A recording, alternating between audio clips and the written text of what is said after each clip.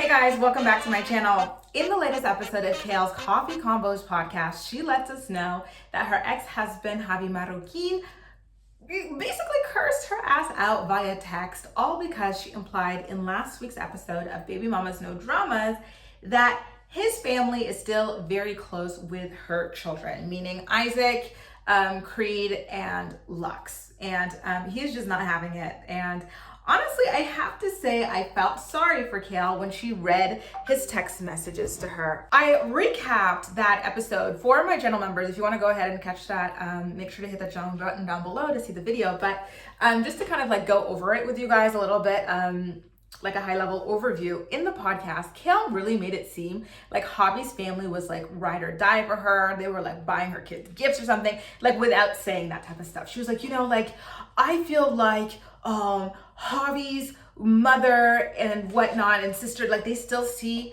Isaac as if he's part of their family, and even with like the newer kids like Lux and Creed, like they'll run up and hug them, like those are his grandparents and auntie and stuff like that. For them, that's grandma too, and it's like, that's weird, that's suspicious.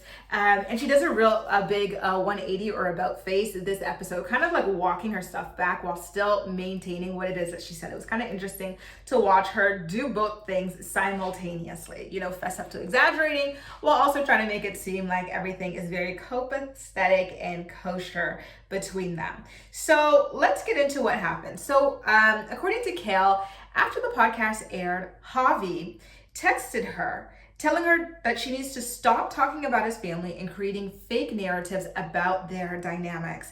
He told her to stop acting like his family is such a big part of her life. He was like, listen, Kail, you have a boyfriend. Leave my family alone. Keep me and my family out of your podcast. He continued on to scold her, adding that she needs to understand boundaries and stop acting like she's close with his family. They are not the same. I don't know what he meant by they're not the same, but I digress. Maybe it had to do with his famous built different caption that he likes to use. I'm not sure.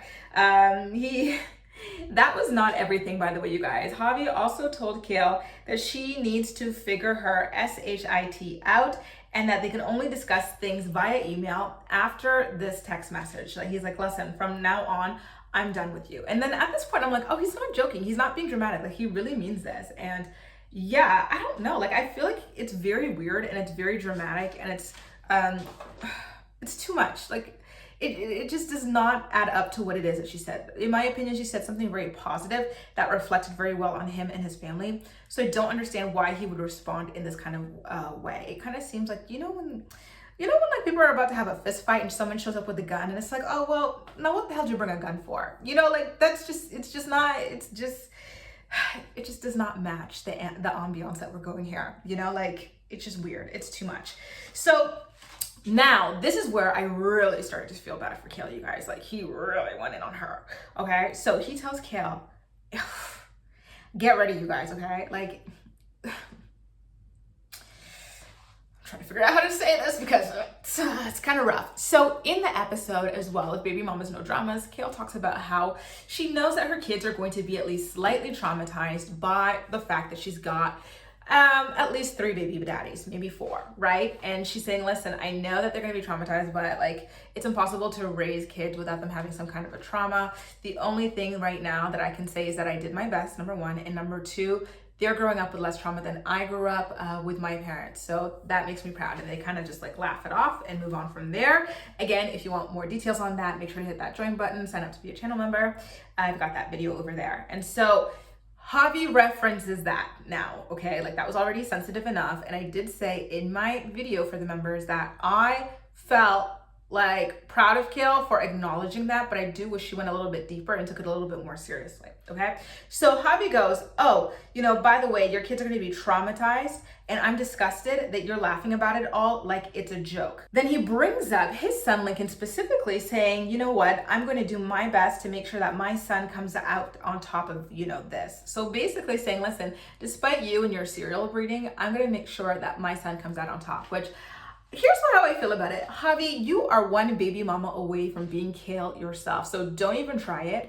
Second of all, you were unfaithful in your marriage and in your engagement to Lauren. So your kid is already gonna be traumatized himself because you're out there thoughtin' and bopping in military uniform, banging girls on sinks and whatnot. Like, so don't act like you are like this like saint or whatever who got cursed with a bad baby mama. You are one and the same, and we all know that when you find that next chick, that next naive chick, you're gonna knock her up, you're gonna propose to her, and then you're gonna cheat on her. And I don't know, maybe you're gonna like spice it up and cheat after marriage again because now you've broken engagement. Maybe you want to like actually fully trap her, but you will cheat again. So don't act like you are not traumatizing your child as well. Like, you are one and the same with Kail. You are just one baby mama away, and we all know that you will have a third baby mama.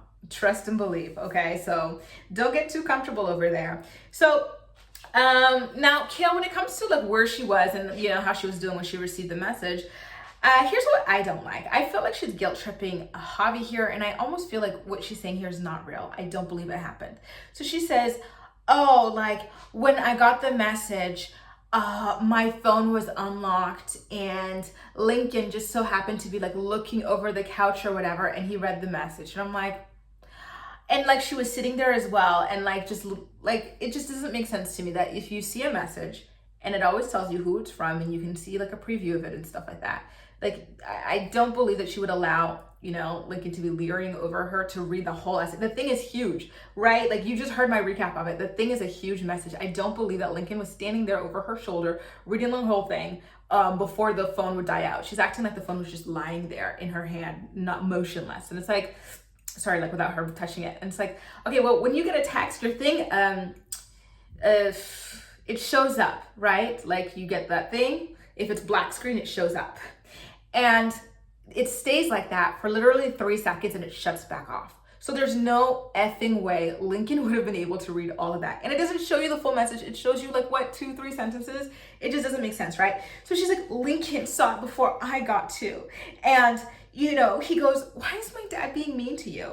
And then she claims that her response to him, and this is when I knew she was just goddamn lying. She goes, oh, well, I told him. Well, first of all, I started to cry because I was just so like, I hated that he saw that and that was his reaction to it. So I told him, between my tears, listen, it's nothing, this is just adult stuff, okay? And you need to know that no matter what, I love your grandparents. They're good people. They love you. And I've got so much respect for them. So just go out and play, okay?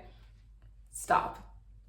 That did not happen. That did not freaking happen. Stop it. Like I said earlier in the video, I feel horrible for Kail that she received this message from Javi. I feel like Javi was being just senselessly malicious with her. And it's just not a good thing. And it's not a good look on him, okay? But I don't believe that Lincoln read it. And I don't believe this little professional speech that sounds so prepared and whatnot actually went down between her and Lincoln. And apparently, and so what happens after that? He goes, all right, thanks, Mom. And he skips off to the backyard or something. Stop. So now she's saying that she was shocked by the text message because just 2 weeks ago when she was having that stalker paparazzi situation and like she missed out on like a football game for the kids for like the first time ever, Javi called her to ask what was going on and to tell her that he's always going to be there for her and stuff like that. And he was also asking her for like gossip on some other situation, which I wholeheartedly believe. Like, Javi is always so up and down, like roller coaster, montagne russe with Kail. Like, it's really, really crazy the way he's just, I don't want to like say the word because I don't want to be offensive, but right? Like, it's just too up and down. And that is consistent with his personality that we've seen on the show over the years. So that part I definitely do believe happened. And we've seen it play out how many times when they make those lovey-dovey-ish TikToks and the next time he's like cursing her out, demanding she takes it down because she's ruining his life and his relationships, listen, I know he was diagnosed with a love addiction or a sex addiction or whatever, but I think he needs to be evaluated for something else. I think he's chemically imbalanced. And it's not good. I think he needs to be formally diagnosed or like looked at or something like that, evaluated for some other condition because something's going on. This is not normal behavior in my personal opinion.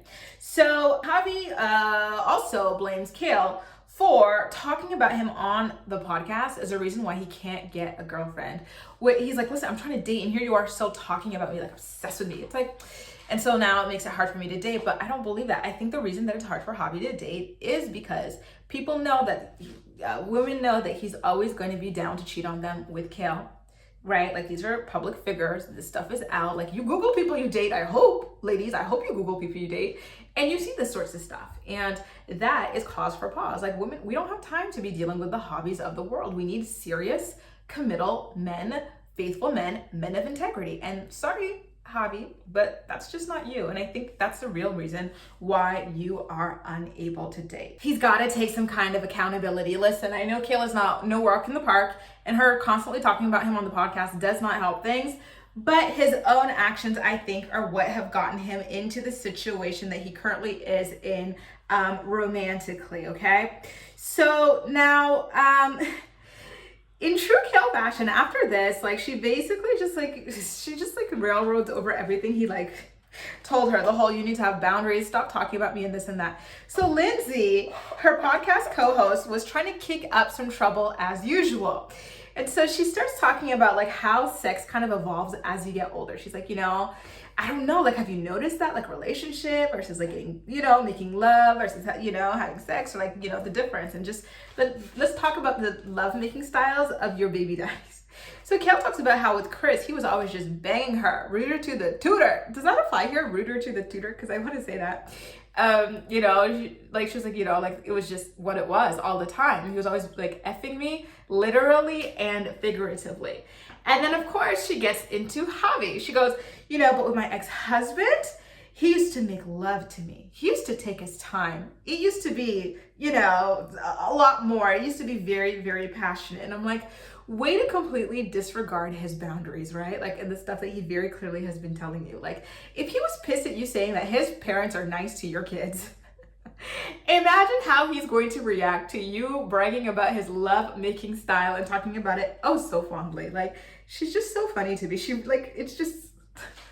because like how sensitive she is when people do stuff to her, like even the most basic thing. And so for her to go put this out here after being explicitly told that she needs to respect someone's boundaries, right? It's just insane to me, especially someone who's been in therapy for this long. Like, anyway, but I think she's very selectively applying the stuff that she learns, because when it comes to Joe, and I have to say, Kail, I'm proud of you for this, she actually does enforce the boundaries. So her troublemaking co-host, what's her name? Lindsay, she goes, oh, well, what about your first baby daddy? And then Kail, she was very clever. She says, listen, and she has been saying this consistently, I don't consider him an ex. Listen, I don't remember how our child was conceived. I think it was immaculate conception because it was so long ago. It was like a million lifetimes ago. I don't know. I don't remember. And I really like the way that she shut it down. At the end of the day, that first baby daddy of hers is married, okay, with another kid with his wifey. So just leave him alone at the end of the day. And she does another podcast with his wife. So imagine Kail describing the way Joe used to, I've been really drunk, baby. Imagine her describing that and then going back and like doing the podcast with his wife. Like, come on now. Again, she really handled that beautifully.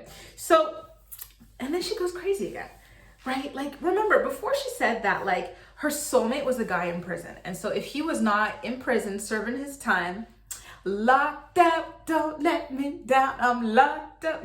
If he wasn't doing his time, they would be together because they're soulmates, right? Well, this time she's got another soul. This is the thing about Kail. I can't keep up with the amount of people that she's like, we all date a lot, I think. Like, I date a lot, but like, I don't consider people that like I've gone on a couple dates with like exes or like relationships. I don't look at them and go, oh, we would totally be together if. Like, it's like, no, or else we would, you know what I mean? And I think that's the way, because otherwise it just, the numbers don't add up. For someone who just turned 30 to have this many like loves, soulmates and whatnot and serious relationships, then like baby daddy stuff, it's just so much. We're like the same age. It doesn't compute, So she's saying that like, there's a guy, they talk about soul ties at this point and they both believe in them. And so she's like, oh, there's this guy I used to sleep with who I feel like I would be together with him if he didn't live in a different state. Like our sex, like had like such intense soul ties. And when she's talking about the sex they had, y'all, she's talking about the one and only time they banged. It's a joke. Is it not a joke? It's a joke. It's a joke. It's a joke. You banged this man one time, you barely dated him, and you're talking about, oh, if he didn't live in a different state, we'd be together. Well, what about the prisoner? What about Elijah, the man who's living with you? Why is she constantly talking about people that she woulda, shoulda, coulda, woulda been with right now? Why are you looking left, to the right, and especially to the back when you've got that random man living in your house and you're in a relationship with him? I don't understand. You guys answer that question for me, maybe. Or we could talk about the way that she is just so casually like continuing to violate Javi's boundaries. But this is not me defending Javi. At the end of the day, the message he sent to her was wholly inappropriate. It was very antagonistic. And it was very I don't know, I'm losing my words, y'all. But yeah, I don't think it was a fair text message to send to her. I don't think it was appropriate at all. And I think that Javi needs to, talk to somebody to figure out what's going on with him, help him get on the right track to manage this situation. Anyway, guys, what do you think about this? The way Javi just like snapped and drags Kail. Should she stop talking about his family on the podcast? Weren't the two of them like last year? Because I remember recapping this for y'all channel members. Weren't the two of them last year keying with each other when he was on her podcast about how they want to slap NDAs on each other, and they both agreed to it. So what happened to that? And isn't it funny that the lady who wants everyone to sign NDAs is out here talking about how they used to put it down, slap the cheeks?